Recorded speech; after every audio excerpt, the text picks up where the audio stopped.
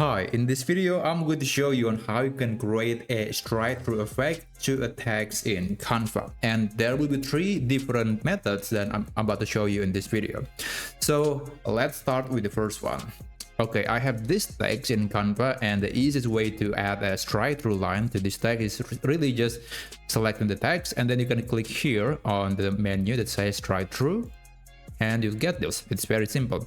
So that was the first method. Another method you can try is by using shapes. So go to elements and then navigate on the shape section, and you can see that there is this line section. You can click line, and I'm going to put it here so you can see the line. Let's increase the width of this line, and I think 18 is good enough. And you can also enable round endpoints. And also let's change the color into something that is more interesting. So I'm going to use red, and I'm going to put this here, and let's extend the line to here. So we got this really nice red strike-through effect to this line, to this text.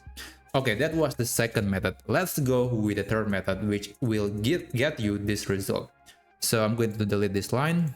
And still on the element section, let's go back, and you can search for scribble line. That is a keyword, and you can navigate to the graphic section, and you will see plenty of different options that you could try for this text. I'm gonna go with this one, and the best thing about this is that the look of it is going to look very natural, and also a lot of times you can change the color. Let's say I'm going to change the color to red, and I'm going to extend it. I'm going to make it bigger, and let's put it here.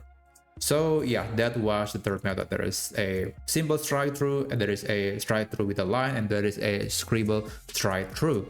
So anyway, I hope you find this video to be helpful, and I'll see you on the next video.